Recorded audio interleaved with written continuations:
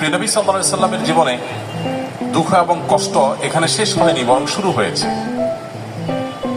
কৈশোরে যেতে না যেতেই তার সবচেয়ে বড় অবলম্বন, তার সবচেয়ে বড় আশ্রয়দাতা দাদা আব্দুল মুত্তালিবের ছায়াও তিনি হারিয়েছেন।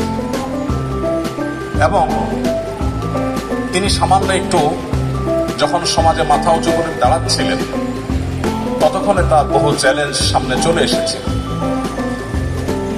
আর ঠিক সেই সময়টাতে তাকে ঘর থেকে যিনি সর্বাত্মক সহযোগিতা করছেন, ভেতর থেকে যিনি তাকে অনুপ্রেরণা দিচ্ছিলেন, তার সেই সহধর্মিণী খাদিজা রাদিয়াল্লাহু তাআলা আনহা, আর বাহির থেকে যিনি তাকে আশ্রয় দিচ্ছিলেন, সহযোগিতা করছিলেন, তার একমাত্র অবলম্বন ছিলেন, পায়ের তলের মাটি ছিলেন সেই চাচা আবু তালেব।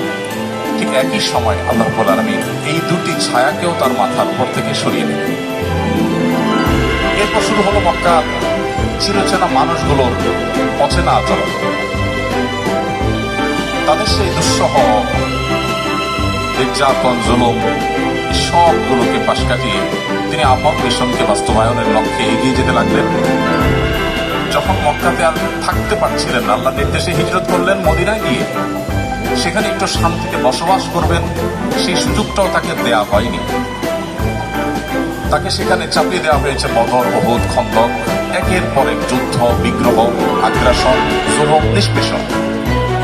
একটি একটি করে বাধা পেরিয়ে তিনি মাত্র মদিনায় হিজরতের পর 10 বছরের মধ্যে গোটা পৃথিবীর মোড় পরিবর্তন করে তার মিশনকে সাকসেসের সর্বোচ্চ শিখরে পৌঁছে তারপর দুনিয়া থেকে চলে গেলেন। একজন মানুষ যার পৃথিবীর আলো দেখার আগে থেকেই বিপদ মাথার উপর ছিল, পৃথিবীতে আসার পর পদে পদে একটা পর একটা পায়ের তলের মাটিগুলো সরে যেতে লাগলো। মৃত্যুর আগ মুহূর্ত পর্যন্ত যার বিরুদ্ধে এত ষড়যন্ত্র, এত বাধা, এত বিপত্তি, এত সংকট, এত কিছুর পরও মাত্র 10 বছরে গোটা পৃথিবীর মোড়কে পরিবর্তন করে পৃথিবীর নতুন ইতিহাস রচনা করে যে মহানায়ক চলে গেলেন, যে মহামানব চলে গেলেন, আপনি অন্য ধর্মাবলম্বী মানুষ হলেও আপনি সন্তানের সন্ধানে দৃষ্টির কারণে শুধুমাত্র এই লোকটি সম্পর্কে আপনার জানা প্রয়োজন।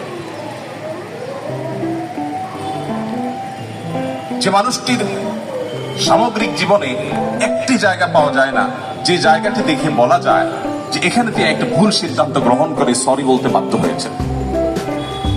আপনাদের কারো জানা আছে?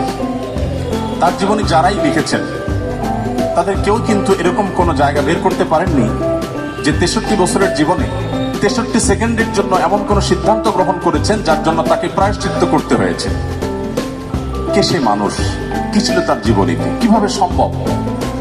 আমরা তো আমাদের জীবনকে পরিবর্তন করবার জন্য, আমাদের ফ্যামিলির অর্থনৈতিক অবস্থাকে শুধুমাত্র পরিবর্তন করবার জন্য 30-40 বছরের কেরিয়ার অনেক সময় যথেষ্ট হয় না। সেখানে একজন মানুষ একটি পরিবার নয়, একটি দেশ নয়, একটি পৃথিবীর পরিপূর্ণ মোড়কে পরিবর্তন করে পৃথিবীর পুরো যে টার্নিং পয়েন্ট, সেই টার্নিং পয়েন্ট সৃষ্টি করে জাহান্নামমুখী পৃথিবীকে জান্নাতমুখিতার দিকে যিনি নিয়ে এসেছেন মাত্র 10 বছর।